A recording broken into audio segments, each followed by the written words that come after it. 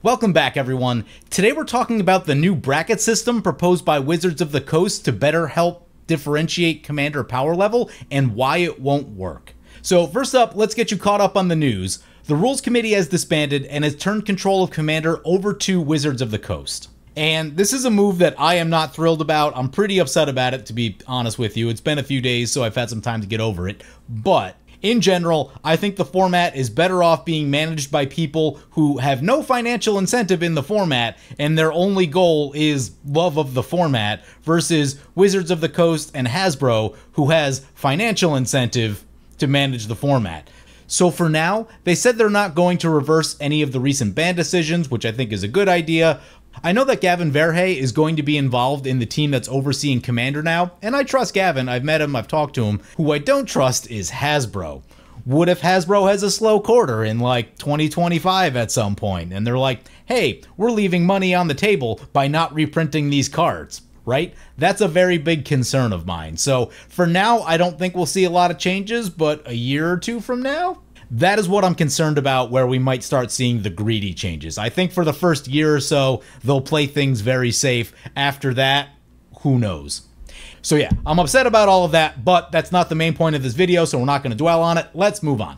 Today's main topic is the bracket system that has been proposed by Wizards of the Coast to properly identify power level in Commander. So I'll start by saying that identifying power level is one of the biggest challenges in Commander and has been for the 7 years that I've been doing content. It's so difficult to get people to evaluate their decks properly and have an honest conversation about it and communicate it effectively.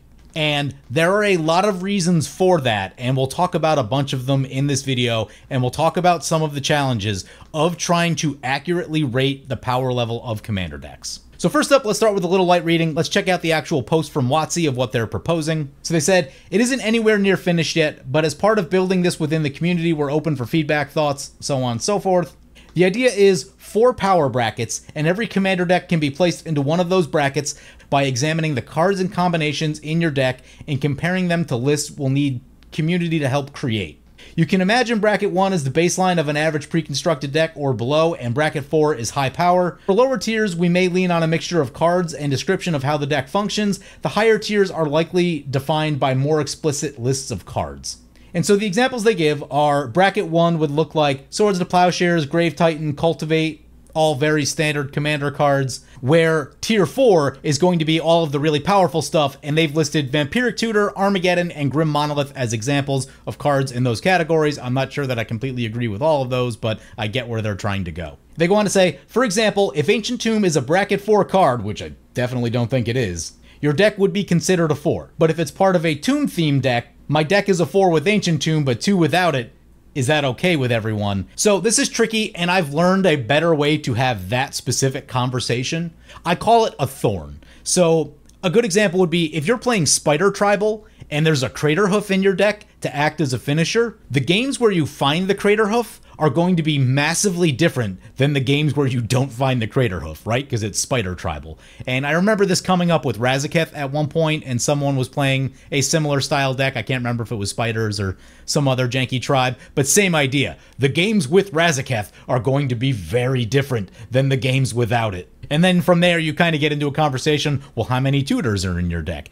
Do you have a million draw spells? Are you likely to find these things, right? But yeah, the way I've always described that is, my deck is like this, but I've got a couple thorns in it. Armageddon is a great example of that, actually, because it's a complicated card. If someone's ahead of you on board, you probably cannot play an Armageddon. It's a really tricky card. If they have open mana and you think it's a protection spell, you can't play Armageddon. Or you can, but it's definitely going to ruin the game for everyone else, probably. So yeah, I've used the term thorns to describe decks that have 1 or 2 cards that are significantly more powerful than the rest of the deck, and if you draw them, you're going to feel that thorn, where if you don't, it might be a pretty chill deck otherwise. One thing I would like to address is that Ancient Tomb is not a bracket 4 card. Ancient Tomb is a good card, but all the times I've ever played a turn 1 Ancient Tomb, I do more damage to myself than my opponents do. Like, it's good and it helps you get going faster, and I'm not saying don't run it, but there is definitely a cost to Ancient Tomb. It is not in the same camp as Mana Crypt. Mana Crypt's problem was that it is in addition to your land drops, and the damage was only sometimes. So anyway, let's move past that. Let's talk about more of the complexities involved in trying to determine power level. Right now, I would say to you, the best tool that we have to determine the power level of a deck is what turn does your deck win. It's not perfect, but it's the type of thing that's simple enough to describe to someone else and gives them a rough idea of about where they should be. And this is the little graphic that I came up with the last time I talked about power level, and you'll notice it's a gradient. There's going to be overlap. A deck that wins on turn 6 once isn't necessarily high power. If it does it a lot, it's probably high power. But, you know, if you get really lucky with your Spider Tribal deck, sure, maybe it wins on turn 6 for some reason. So it's important to remember that decks vary game to game, and you need a lot of games of data to really kind of get an accurate measure of how fast is your deck. The next problem I want to talk about with this bracket system is that keying off of the most powerful cards in a deck does not necessarily give you the full picture. In the sense of Mana Crypt, I think it would, because if someone was running Mana Crypt, Mana Vault, and Soul Ring, and Jeweled Lotus, we'll just say, I know what they're trying to do. They're trying to be as fast as possible and essentially be as spiky as possible with their deck. But I think Mana Crypt is an outlier there. Like I said in the last video, in my opinion, Mana Crypt was the most powerful card in this format. Thank God it's gone. But going back to our previous example of Craterhoof in a Spider Tribal deck, Craterhoof in a Spider Tribal deck is a means to end the game, but it's not necessarily going to do so in a way that's so fast where no one else gets to play the game. So again, it's kind of this thorn that exists, and you might run into it and it might end the game. But using that one card to key the power level of the rest of the deck doesn't make a lot of sense, right? Because Spider Tribal is probably a 1, right? Like, I've played it a few times, it's not a great deck. What's more important than any single card to think about is the combination of cards. Here's a couple different examples of ways that you can make a deck really powerful without necessarily playing a card that might rise to bracket 4 on this scale. If you run 22 pieces of mana ramp in your deck, that deck is going to be very strong. I know this because I do it in my Ashling deck. 22 pieces of ramp because Ashling is the single most mana-hungry commander I've ever played, and that deck has been winning on turn 6 and turn 7 very consistently. Why? Because it generates absurd amounts of mana. But no card in the deck rises to that bracket 4 occasion, right? It's a lot of Soul Ring, Thran Dynamo, Hedron Archive with Voltaic Key, Manifold Key. I don't even have a Feast and Famine or a Dockside Extortionist in that deck when it was legal. Things like Mana Geyser, right? These are all really common cards, but if you run 22 of them, your deck is very strong. Another example, look at Yuriko. Yuriko plus unblockable 1-drops is a really strong deck. It's one of the most aggressive decks in the format. Those 1-drops definitely aren't bracket 4 on the scale, and it would be hard to justify some of like the 9-drops that you put in a Yuriko deck for the life loss to be justified as a bracket 4 on the scale. But Yuriko is a heinously powerful card that would not be captured by this scale. So the key there is that you need to think about how certain cards interact with the commander. It turns out unblockable 1-drops and 9-drops with Yuriko are really strong.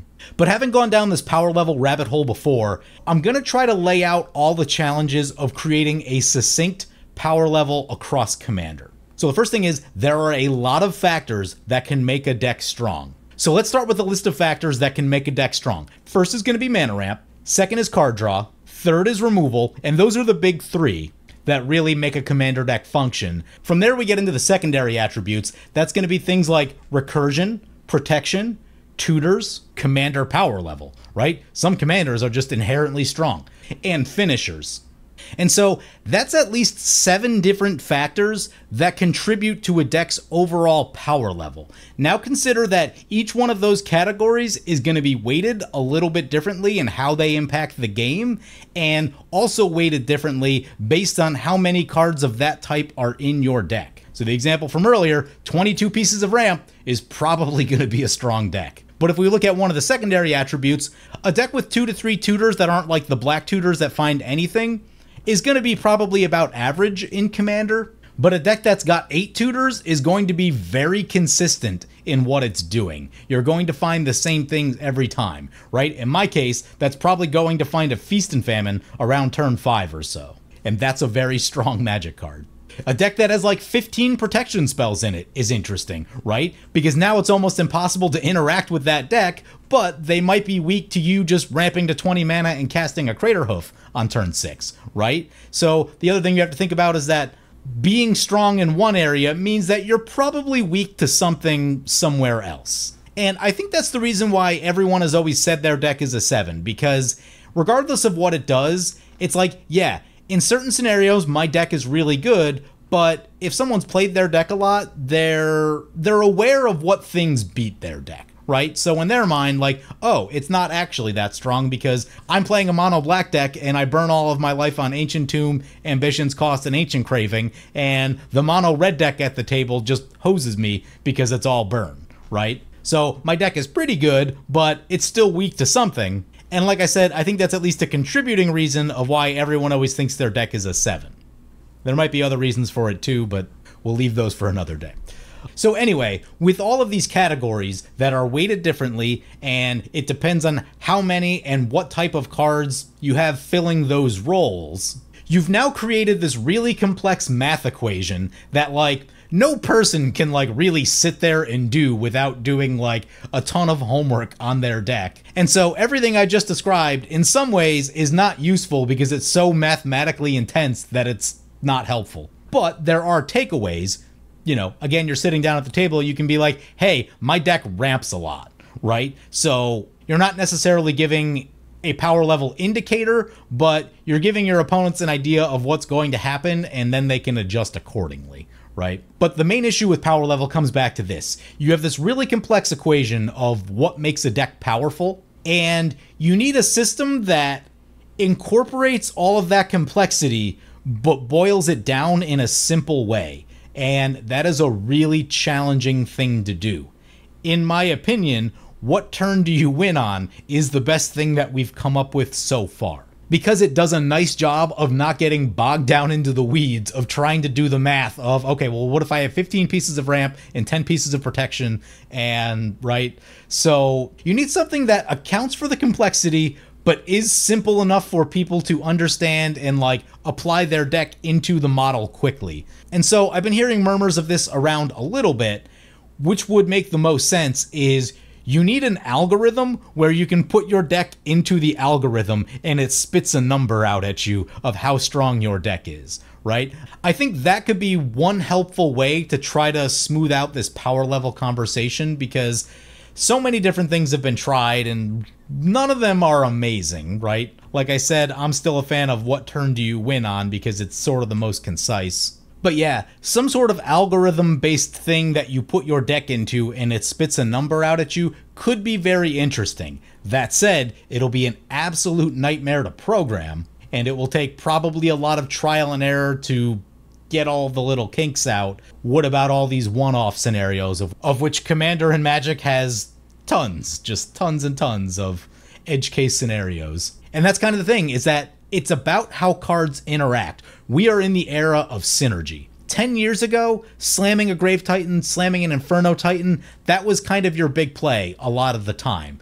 And, you know, it might do something helpful for the deck, but it wasn't usually a highly synergistic type play. And you just kind of swing away with your Grave Titan, get a lot of zombies, so on and so forth. Today's day and age is more like cast a Marwyn, cast 15 elves after it, tap Marwyn for 15 mana, use something to untap Marwyn, tap Marwyn for 15 more mana, and, like, none of those cards are broken by themselves, but in the context of an elf deck, they're incredibly broken.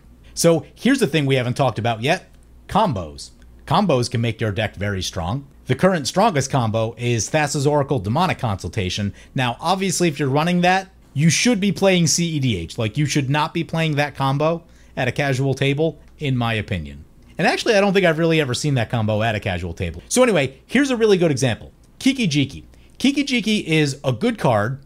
In my opinion, it'd probably be like a bracket 3 card without any of the combos, but the second you add something that untaps in your deck, now Kiki Jiki is game ending, right? And it's insane. So once again, the context matters. It isn't about Kiki Jiki itself, it's about the other 98 cards of the deck, and is one of them one of the ones that goes infinite with Kiki Jiki.